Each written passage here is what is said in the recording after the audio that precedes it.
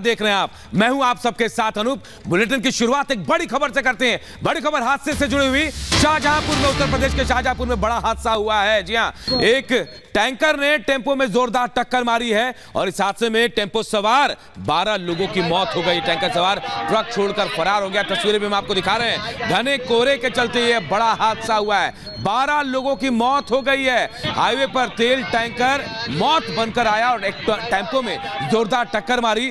12 लोग जो टेंपो में सवार थे उनकी मौत हो गई है। हालांकि इस हादसे के बाद जो टैंकर का सवार था, चालक था, वो वहां से भाग निकला। 12 लोगों की मौत की खबर आ रही है। घने कोहरे के चलते ये भीषण हादसा हुआ है।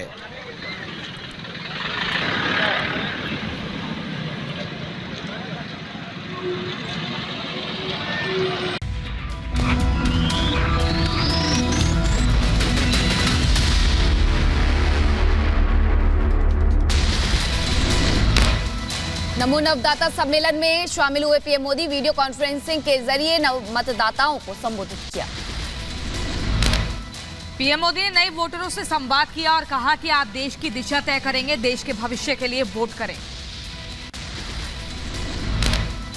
सारे चुनावों में आपकी जिम्मेदारी सबसे बड़ी होगी, तो आपका वोट ये तय करेगा कि भारत की दिशा क्या होगी। नव मतदाता सम्मेलन में पीएम मोदी ने किया राम मंदिर का जिक्र। कहा, रामलला की प्राण प्रतिष्ठा का साक्षी बना बहुमत की सरकार बड़े फैसले लेती है। और ये हमारी सरकार है जिसको अयोध्या में रामलला के विग्रह की प्राण प्रतिष्ठा का साक्षी होने का अवसर मिला है। जब देश में पूर्ण बहुमत की सरकार होती है, निर्णयों में स्पष्टता होती है। परिवारवाद पर पीएम मोदी का हमला। परिवारवाद को पीएम ने बताया बीमारी और कहा परिवारवाद से युवाओं को नुकसान। परिवारवाद एक ऐसी बीमारी है जो देश के युवाओं को आगे बढ़ने से रोकती है।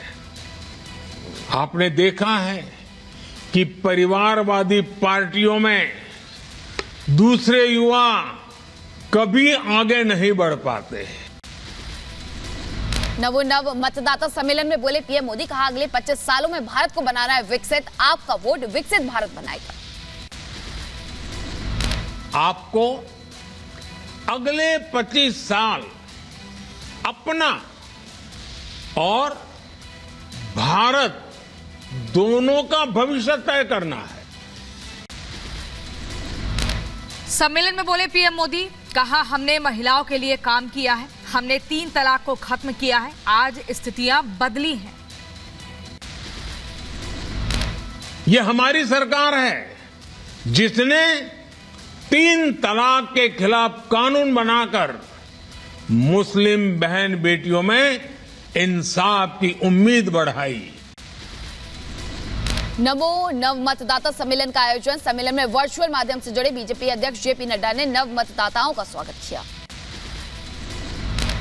इस नव मतदाता दिवस के शुभ अवसर पर हम सबके बीच में हमारे यशस्वी प्रधानमंत्री जी का उपस्थित होना, मैं अपनी ओर से और आप सबकी ओर से उनका हार्दिक अभिनंदन करता हूं, स्वागत करता हूं। बीजेपी ने 2024 लोकसभा चुनाव को लेकर जारी किया थीम सॉन्ग। सपने नहीं हकीकत बुनते हैं, तभी तो सब मोदी को चुनते हैं। राम मंदिर पर बोले दिल्ली के सीएम अरविंद केजरीवाल। का भगवान ने नहीं किया भेदभाव, राम राज्य में कोई भूखा नहीं सोता। भगवान राम जाति को नहीं मानते थे, वो जाति के आधार पर भेदभाव नहीं करते थे। राम मंदिर की प्राण प्रतिष्ठा को लेकर बोले अरविंद केजरीवाल। कहा, 22 जनवरी प्राण प्रतिष्ठा दुनिया भर में बेहद गर्व और खुशी का विषय रहा। 22 जनवरी के दिन प्राण प्रतिष्ठापन किया गया। ये पूरे देश के लिए, पूरे विश्व के लिए एक बेहद गर्व की, खुशी की और बधाई की बात थी। बीजेपी सांसद दिलीप घोष ने बंगाल की सीएम पर कसा तंज, कहा ममता बनर्जी न राम को समझती हैं, अपने हिसाब से करती हैं काम। ममता बनर्जी ना राम समझती है ना सीता समझती है। अगर राम के बारे में, सीता के बारे में इतना प्यार है तो अब अलग से इसका खिलाफ में क्यों जुलूस निकालती है, क्यों विरोध करती है? सीपीआई नेता मोहम्मद सलीम के बिगड़े बोल, सीएम ममता बनर्जी और सीएम नीतीश कुमार पर दिया विवादित बयान और कहा कि रोलिंग स्टोन की तरह रुख बदलती हैं ममता बनर्जी। कुमार बहुत पहले ही कहा था कि बेपेदी लोटा की तरह वो बेपेदी औरत है। आचार्य प्रमोद कृष्णम ने सनातन विरोधियों को दिखाया आईना, डीएमके के सनातन विरोधी बयान पर कसा तंज, लिखा डीएमके के खत्म होने का समय आ गया है। महाराष्ट्र के पुणे से आए कलाकारों के समूह ने हनुमानगढ़ी मंदिर के बाहर बजाई रामधुन। कलाकारों ने माहौल को भक्तिमय किया।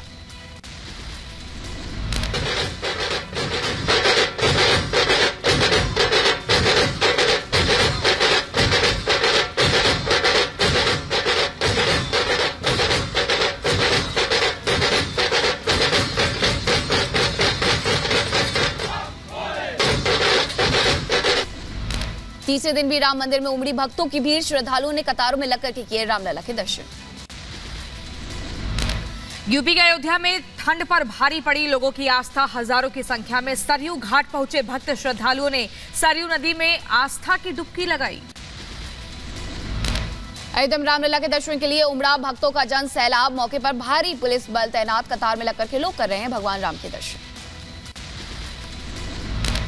पौष पूर्णिमा के मौके पर राम मंदिर में भक्तों की भीड़, बड़ी संख्या में दर्शन करने पहुंच रहे हैं लोग। बेंगलुरु में रामलला के मूर्तिकार अरुण योगीराज का हुआ स्वागत, एयरपोर्ट पर लोगों ने किया भव्य स्वागत, योगीराज ने खुद को बताया सौभाग्यशाली।